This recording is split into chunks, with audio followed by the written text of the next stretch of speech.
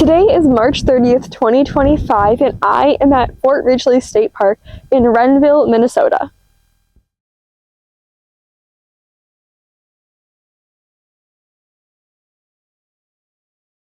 Okay, rough start this morning, I'm not gonna lie.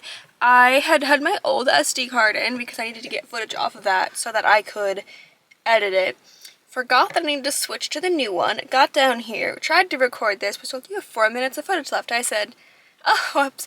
Walked upstairs, got the SD card, brought back down here with this. I left my keys upstairs, walked back up, grabbed my keys, walked back down, realized my car keys had for some reason not been attached to my carabiner, walked back up, got those, walked down, and now we are just able to start filming this. We're going to Flanger and Fort Ridgely today, and I also confused Flanger and Frontenac in my head, so I wrote a whole thing about Frontenac for a little script, and then I remembered Flanger and Fort Ridgely are like 20 minutes away from each other.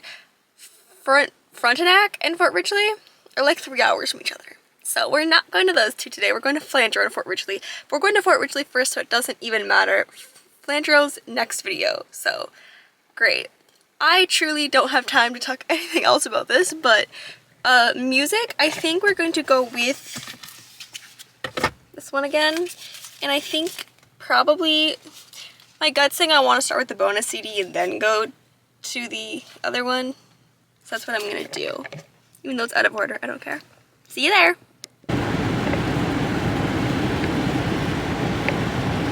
Arrived. Okay, we're here. Got the map, trying to figure out where I'm going to go. I kind of want to do the Riverview Trail. I feel like that'll be fun because it's supposed to overlook a bunch of stuff. You can see some of the bluffs and things. However, trying to figure out where I'm going to park, I think, is the real challenge.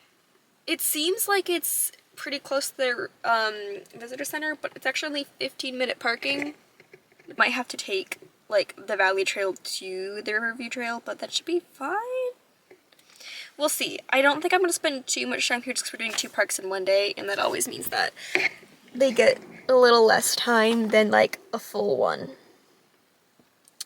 The Airplane Hill one could also be fun, but I kind of want to do the river one. We're going to head that way and just see if we find parking. The car has to go somewhere. That's the first problem. Doing the hiking club trail, even though that starts right here, you're going to head back here towards the visitor center. We basically just kind of went up a hill to park here. And then we are going to head towards the river trail. There's also apparently quite a lot of horses.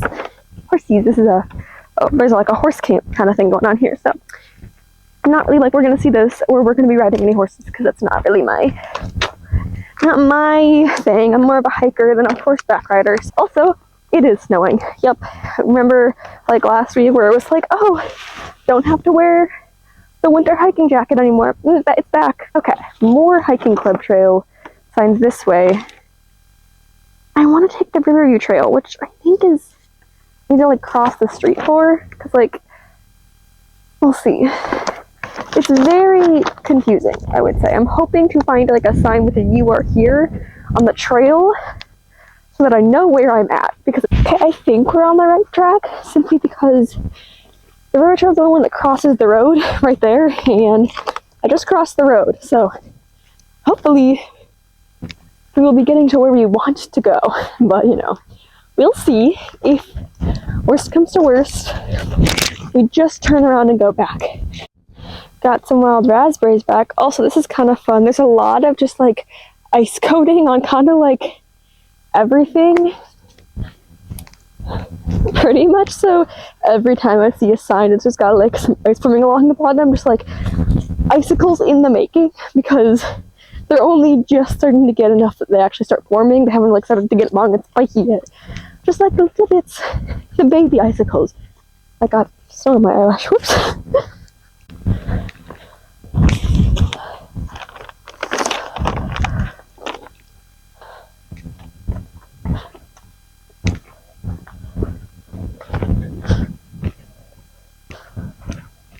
Alright, we made it to K on the map where we have our overlook.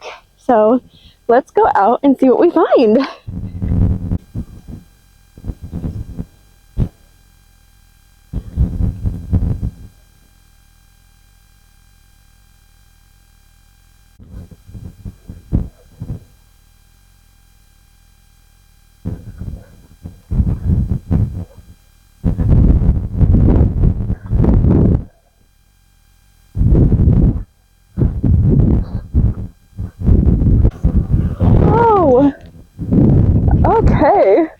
Well, this seems like a good response. I need to tell you about the park. Fort Ridgely is the fourth oldest state park and takes its name from a military post that was created in 1855 and was in use during the U.S. Dakota War of 1862. However, its time as a military post is a very short time in this land's history. For a very, very long time, thousands of years, it was home to the Dakota people who have lived here and along the banks of the Minnesota River for thousands of years. Following its time as an active military post, it was designated as a war memorial in 1896, but by 1911 it had become a state park. Then in 1927, a golf course was added, which at this point is being restored back to original prairie grass. In the 1930s, this park was also the site of federal depression relief efforts from both the CCC and the VCC. The work they did here was on improving the roads in the park as well as building buildings that are still on site. As you might expect, all of these changes in use have quite a bit altered the landscape. One area that retains much of its native habitat is the bluffs along the Minnesota River. They feature an almost intact growth of prairie wildflowers and grasses under large bur oaks, where we get oak savanna, kind of like we've talked about at other parks around this area as well. Not really around this area. The last one we talked about that was at Whitewater, which is east of here, but oak savanna nonetheless, we've talked about it. Some of the flora that is native to this part are a number of trees such as ash, basswood, sugar maple, hackberry, black, and cherry trees, as well as wildflowers such as bloodroot, Dutchman's breeches, nodding trillium, wild ginger, and tall bellflower. As for fauna, there are many animals that make their home in Fort Ridgely, or they move through depending on the time of the year, which include white-tailed deer, gray foxes, beavers, red-tailed hawks. If you've ever heard like an eagle sound in a movie, you actually know what a red-tailed hawk sounds like. That's the sound they use because eagles sound remarkably like little chicks. Snapping turtles, eastern bluebirds, and dozens of other nesting bird species. The nearest town to Fort Ridgely is Fairfax, but if you are looking at visiting from elsewhere in the state, St. Cloud is 99 miles away. The Twin Cities are 103 miles away, and Duluth is 254 miles away.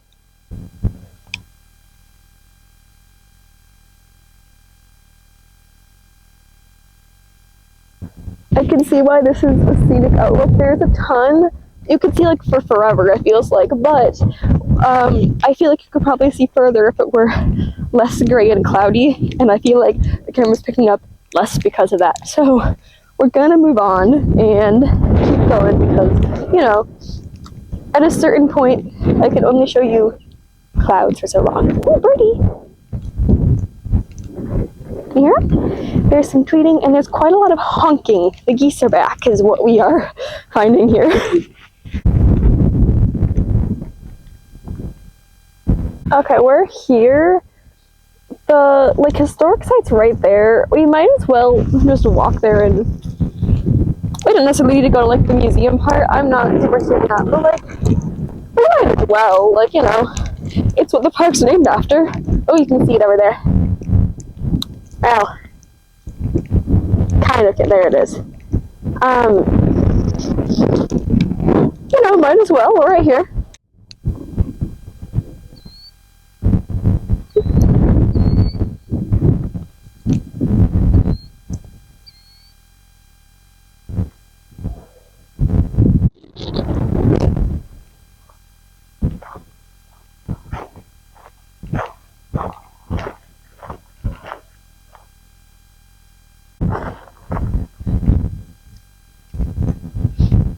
That's fun.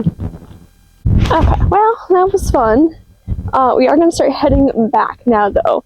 I will say, you can tell this is a horse trail. It's, you know, it's pretty obvious, I feel like, especially because there are still hoof marks here. So, that's fun. We saw some cute birdies. Saw a fun view. And I feel like I haven't really spent that much time here, but also it's snowing a lot. Well, not a lot, but it's, you know, it's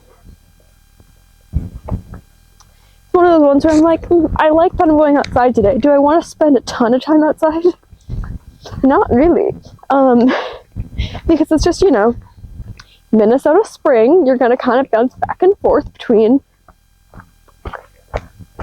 you know, nice days where you can just go outside in, you know, short sleeves, and days where it's like, well, time to, you know, maybe consider putting gloves on.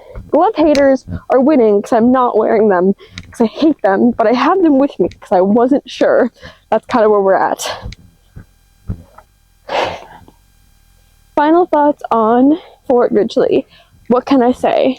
It's fun that the Minnesota Historical Society and the state park system have a fun little team up here to tell this, you know, state park, because, you know, Natural Preservation Historical Society is like, all right, there's a fort here we excavated, let's talk about that. Some fun signs. Birdies are unhappy with sudden change of weather, clearly. I think it's fine. I think that this could be a good, like, day trip in the summer.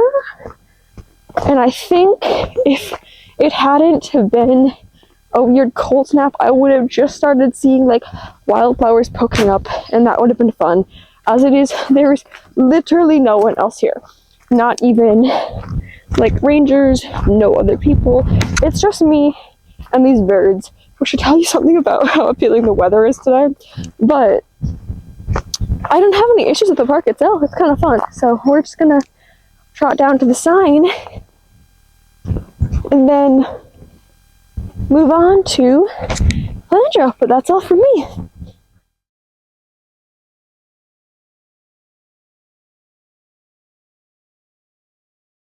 Not that there's any way you could have seen it, but I just did a sick mid-walk, not slowing down, battery change while the camera was fully just in the kangaroo pouch, not looking, without taking my backpack off to get the extra batteries.